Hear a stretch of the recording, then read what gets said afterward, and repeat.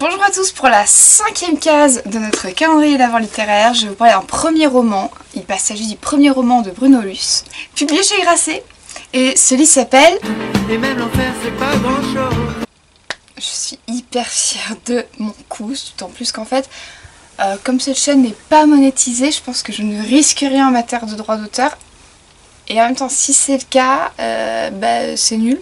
Allez, reprenons notre sérieux pour parler d'un des meilleurs premiers romans que je n'ai jamais lu de ma vie. Et alors là, je crois que je n'ai jamais été aussi solennelle et sérieuse de ma vie qu'en cet instant précis. Et pourtant, j'ai demandé un double dose de chantilly la dernière fois. Oh, on me l'a donné au gaufrier. Bon, bref. Et l'histoire de Lucie, elle a 13 ans et elle se fait embêter dans sa classe. Alors, je vais vous dire ce qui lui arrive. Il lui arrive de ce qu'on appelle le revenge porn. Chez les adolescents, ça court malheureusement les classes. C'est absolument terrible. Un garçon veut sortir avec elle et lui dit non. Donc pour se venger, il fait publier et tourner sur les réseaux sociaux une photo d'elle avec un montage. Et il y a un phallus sur ce montage. Donc Lucie est très en colère. Lucie est très fière. Lucie ne va pas en parler à sa mère. Maman célibataire. Et elle va se venger, se débrouiller toute seule, se faire justice elle-même. Or, on le sait, on ne peut pas se faire justice soi-même. Donc c'est elle qui va être exclue et jamais elle ne va oser dire ce qui s'est réellement passé et pourquoi elle a, je vais vous le dire, elle a mangé le lobe d'oreille, enfin elle a croqué le lobe d'oreille du petit chenapan qui le méritait bien.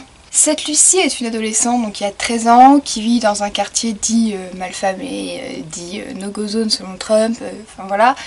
Elle vit dans une cité, elle vit seule avec sa mère qui a plein de problèmes également. Elles vivent toutes les deux dans un très vieil appartement. J'arrête les références à au rue Sarrazade. Bon, stop. J'arrête les références à la chanson française. Seulement, ce livre en est, mais alors, et j'adore parce que la maman est fan de chansons françaises. La chanson française l'aide. Et je veux bien le croire.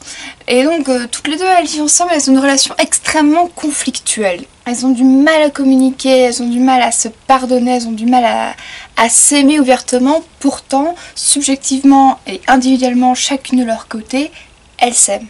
Et c'est d'ailleurs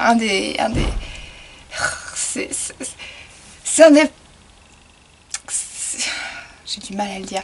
C'est-à-dire que c'est un des moments les plus touchants du livre concerne ces deux femmes. Bon, Lucie a également son grand frère qui lui est parti à Paris, qui est un poète complètement torturé, désabusé et sur lequel elle compte plus que tout, qui est vraiment sa bouée de sauvetage, quoi. Il y a quelque chose de très fort entre eux également. Il y a son meilleur ami qui est là avec elle, il y a des personnages annexes. Parce que ce qu'il y a de formidable dans ce premier roman, c'est que entre Lucie et Juliette, certes, il y a matière à faire une histoire, mais là, l'auteur prend le parti pris d'ajouter tout plein de personnages autour de Lucie, ce qui lui donne une profondeur et une ampleur différentes, et différentes des premiers romans qu'on a l'habitude de lire, tout simplement. Et de plus, c'est vraiment un garçon qui ne va pas dans la facilité, puisque il adopte un vocabulaire très particulier. On sent qu'il maîtrise vraiment le français, la langue française. Il va dans le vocabulaire d'une gamine, d'une adolescente de 13 ans. Et en même temps, jamais il y a de fausses notes. On y croit à chaque page, à chaque mot, à chaque ligne. Tout ce qu'il écrit, on y croit, on y est. C'est ce qui rend l'attachement d'autant plus rapide. Et puis surtout, ce livre, on ne le quitte pas. On ne le quitte pas. Je l'ai commencé un matin dans les transports en commun.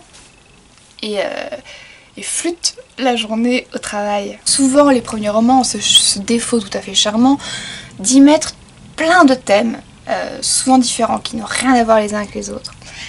Ils veulent nous impressionner à chaque phrase, ils veulent tout donner parce que tous les primo-romanciers ont cette espèce de certitude qui est en vérité une peur et une angoisse, qu'il n'y aura pas de deuxième roman. Je dis bien deuxième et non second. Et ça, c'est extrêmement touchant, c'est attendrissant, il y a quelque chose de l'ordre du charme, c'est charmant comme je disais.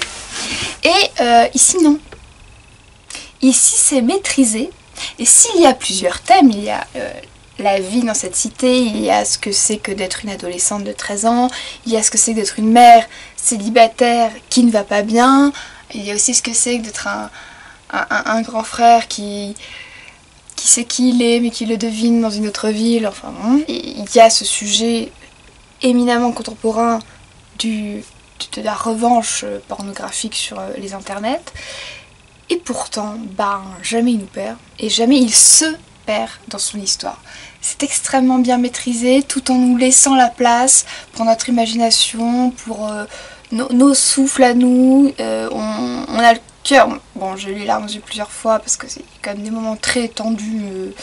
Et en même temps, on n'en sort pas accablé de ce livre. On en ressort avec beaucoup de questions, beaucoup de réflexions, et puis surtout avec énormément d'admiration et une attente véritable, là pour le coup qui est grande, pour le prochain roman de Bruno Luce tout simplement. Alors oui, il a écrit des nouvelles, il écrit dans un magazine, une revue de récits. J'ai eu la chance de pouvoir en lire certains. Il y en a qui sont disponibles sur internet. Je vous conseille de vous renseigner sur ce garçon. Enfin, il a 26 ans, c'est dingue. Ce qu'il a fait est dingue. Je suis complètement retournée par ce livre et par ce qu'il a réussi à faire. Je l'ai contacté et parce que je suis comme ça, j'ai toujours 15 000 questions à poser aux écrivains dont j'aime les romans. Et il m'a dit qu'il avait lu 2 romans qu'il avait un peu inspirés pour ce livre. Donc évidemment, qu'est-ce que je faisais? Il y a Fief de David Lopez et puis Fairy Tale de Hélène Zimmer, dont j'avais adoré le premier roman qui s'appelle Véron. Il faudrait que je vous en parle un jour. Je les conseille également au passage, hein. Voilà, une petite case de bonus gratuite. Et alors je comprends pourquoi il les cite comme livre qu'il aime et comme forme d'influence, mais son style n'appartient qu'à lui. Voilà, donc c'était mon petit conseil du jour, un peu enflammé. J'avais écrit un texte avec des points que je voulais absolument citer, et puis finalement je me suis emballée complètement, parce que je ressens une forme de passion qui vient directement comme tous les lecteurs. Je veux dire, on lit beaucoup de livres, puis il y en a peu qui nous suscitent cette espèce de truc dans le ventre qu'on sait pas tellement expliquer, où soudainement on se dit ben voilà pourquoi je lis. Je lis pour ce genre de livre, pour ressentir ce que je lis en disant. Et même l'enfer c'est pas grand chose. J'adore cette vanne, je suis désolée, je l'adore. Je m'arrête ici. N'hésitez pas toujours, s'il vous plaît, ça aide beaucoup la chaîne, hein, je vous fais culpabiliser. N'hésitez pas à la liker cette vidéo, c'est-à-dire à mettre un pouce en l'air, pouce j'aime, à la commenter, à la partager et à vous abonner à ma chaîne YouTube. Voilà, merci, puis à demain avec la 6e case de notre calendrier de l'Avent. Au revoir. Allez, une dernière fois. Et même l'enfer c'est pas grand chose. J'arrête.